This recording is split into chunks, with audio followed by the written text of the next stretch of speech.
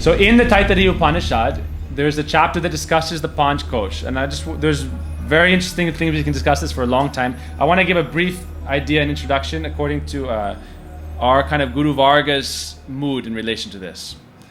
Okay, so the 5 koshas it's described like 5 sheaths of the body. Like in some places it's described to be like layers of a cabbage or layers of onion. That you have to remove one layer and then ultimately you get down to the Atman. Right? So the first layer is the Annamaya Kosh, sheath, the first sheath. Like you can see some, like even like a banana stalk. It comes in these layers. Right? So the first Annamaya sheath means that body composed of food.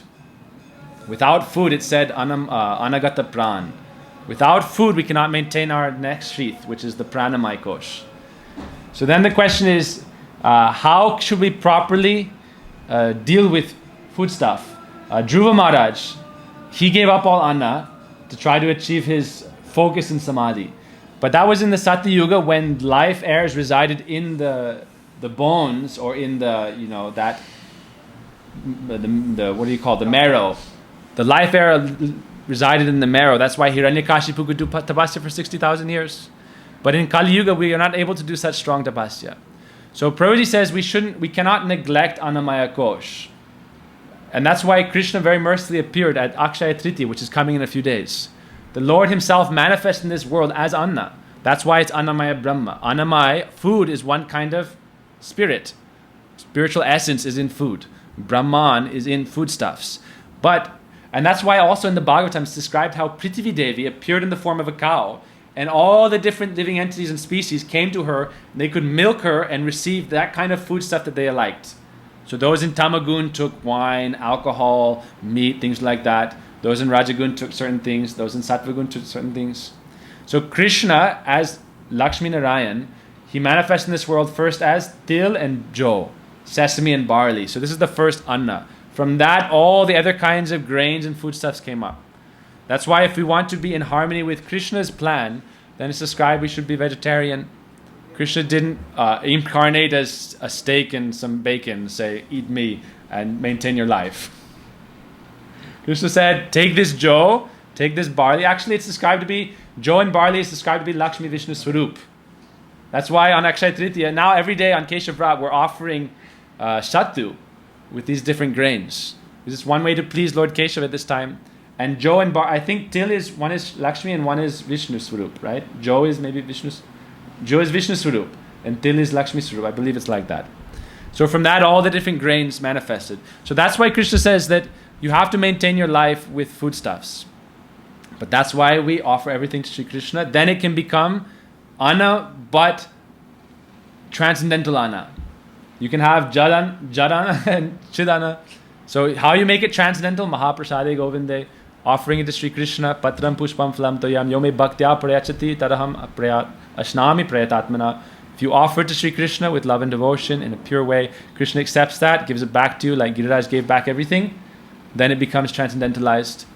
Then the Annamaya Kosh will not disturb you. Otherwise, it's very difficult to control when you take foodstuffs, all the kind of consciousness within those foodstuffs, right? That's why it's called Annamaya Brahma. Brahma is consciousness, divine consciousness. So consciousness resides in every substance in this world, in different modes of nature. So you take certain things that are in tamagun, it gives you a tamasic influence in the mode of ignorance.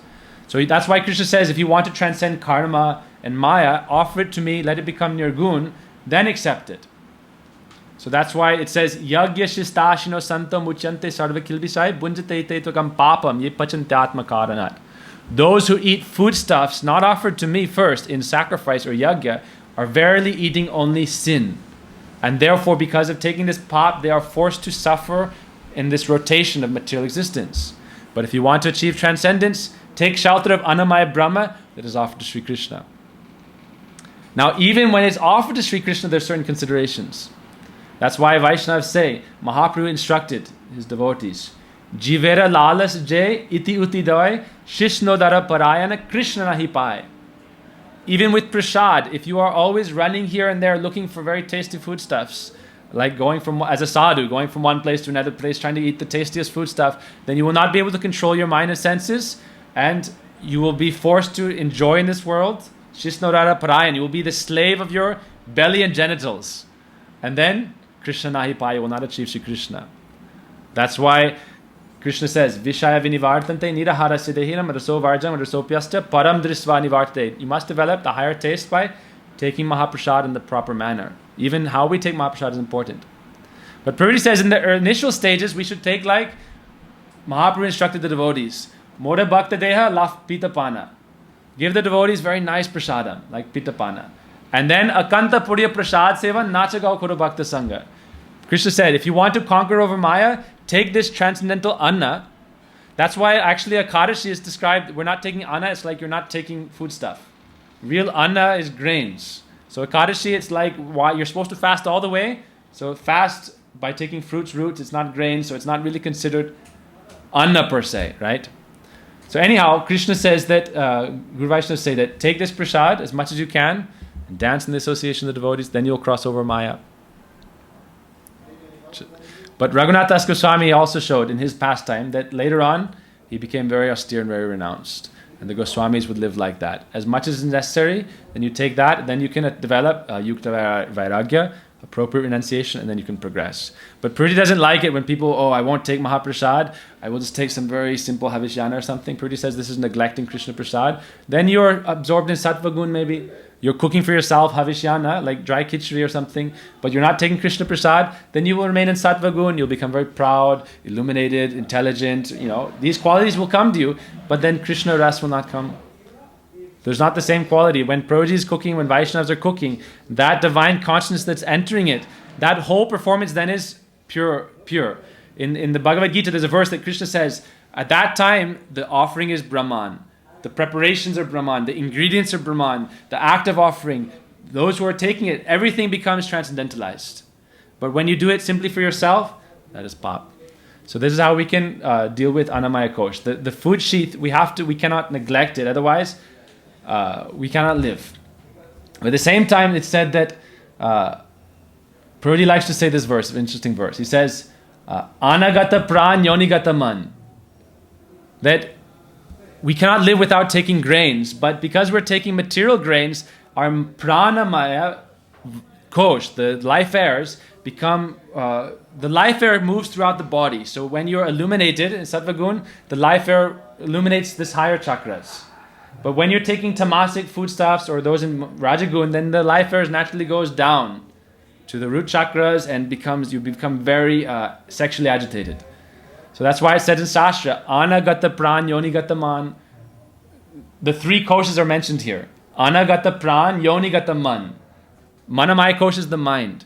So when you take impure foodstuffs, then your pran becomes situated in the lower chakras and you become very sexually aroused and disturbed. And then yonigata man, your mind's always thinking about sex life. So therefore, how to conquer over these three stages? That's why we take Krishna Prasad and we dance in Sankirtan, we follow this process of Bhakti Yoga, then we can develop the higher taste. So the second kosh is the Pranamaya kosh, the life force. And it's described that in Bhakti Yoga, how do we engage the life force? There's beautiful songs we sing every day, right? Radha Krishna Pranamor Jugala Kishore. Let us offer our pran to Shri Radha Krishna Jugal Kishore. That's why the Braja Gopis, what is their mood? Jugala Milan Sukira Karan Jivana Chadite Pari. I can give up my life, my pran, for the pleasure of the divine couple. And we also sing Dhanamora Nityananda Pati Mora Gaura Chandra Pranamor Jugala Kishore. We can offer this pran to Radha Krishna. What does that mean to offer our pran to Radha Krishna? Like Krishna says in the Bhagavad Gita, whatever you do, do it for me. Yat karosi yadasnasi yadjahosi dadasi yat tapasyasi kunte tat kurusvamadarpanam. Whatever you do, do it for me. Without pran, we have no strength in life. So with our strength, with our pran, offer it in sacrifice to Sri Krishna, in a yagya to Sri Krishna, then we will not be agitated by this pran. Then we can go to the next stage of Manomaya. Manomaya Brahma means the mental agent. The mind is described in the Bhagavad Gita to be the worst enemy or the best friend. So if you are the slave and servant of your mind, it is your worst enemy. If the mind is your servant, then it is the best friend. But Krishna says, Arjuna says, Chanchalam Himala Krishna, that the mind is more restless and uncontrollable than the wind. So what can we do? So then Krishna says, Abhyasa Yogena, by practice, by following this process. That's why most of our day we're absorbed in practicing sadhana, practice. We don't have natural taste. So therefore we follow the practice of bhakti, doing harinam, doing anand, going to arti. By gradually doing this practice of bhakti yoga, then the mind can be controlled, and then you can become a Goswami instead of a Godas. In this world, everyone is a Godas. Very rare are the Goswamis. Like Rupa Goswami says, Vacha veg, Manasa krodha veg, Jiva veg, Udarupasta veg. Try to control these urges by the practice of bhakti yoga. Then you can go up to the Vijnanamoy Brahma stage. Vijnanamoy Brahma means the intellect. And Krishna says, how do you do that? By following bhakti properly, then, dadami buddhi yogam. I will give you the intelligence by which you can come to me. Then the intelligence can also be properly aligned. So Vigyan means wisdom or realization, not knowledge. Dry and speculative knowledge or just knowledge without realization. That's why Brahma says, Jnane prayasam udabhasya namanteva. Give up this Jnana pursuit, devoid of sheltering my shelter. And when you take shelter of me, Sri Krishna, then I will give you that Jnana that is transcendental, then it becomes Vigyan. That's why Brahma prays, I give up all my so-called knowledge, because all my knowledge only led me to make aparad to Krishna's lotus feet. Therefore he said, I want to become a stone in Braj, that the sweeper ladies come and scrape the mud off their feet upon me. I want to become so humble that I should appear like a stone in Braj, outside the door of the sweeper ladies. And after they sweep all the gullies of Braj and their feet are covered in mud, let them come and scrape their feet on top of me. And this way I can get this Brajaduli.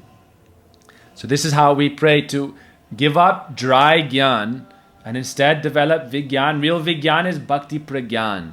It is Bhakti. And when you take shelter of Bhakti, then Gyan and Vairagya both become full of spiritual strength.